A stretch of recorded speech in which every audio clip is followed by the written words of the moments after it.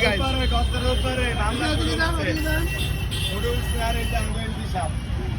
উনি আবার আমার ফোন দিছে করে বলছে যে তোমার কাম আমরা করে দেবো, যদি কাগজপত্র দিয়ে কলম এক তুমি পাও তাহলে অবশ্যই এটা হইব।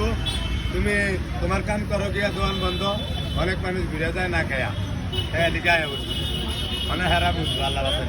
এই আমার এমপি সাহেব পাবেন তো আবার ইনশাল্লাহ, ওই প্রশাসন পাবেন তো ইনশাল্লাহ। তুমি আপনার মাথায় ব্যস্ত হইব। ভাই অনেকে থাকে না ভেজাল করে, আপনার সাথে তো ভেজালও করতে পারে। আঙ্গ বাদ দাদা তুমি এটা কি মার নামে রেস্টি করে নাই? আচ্ছা তাহলে তো ঠিক আছে। মা হাইবে তো দিলে না, এটা হইব না কি আবার? ভাই শুনলাম আপনার এখানে নাকি নামি দামি অনেক ইউটিউবার, বিদেশি ইউটিউবার আসলো ভাই। ওই ব্যাপ- আচ্ছা ভাই এখন কি অবস্থা বলেন তো, কেমন সেল হচ্ছে ভালোই এখন? দৈনিক কত কেজি মাংস সেল দেন? হিসাব মিলে না, অনেক হাইদ্রাবাদ সিস্টেম আর একটা লাইন সিস্টেম সিরিয়াল। ভাই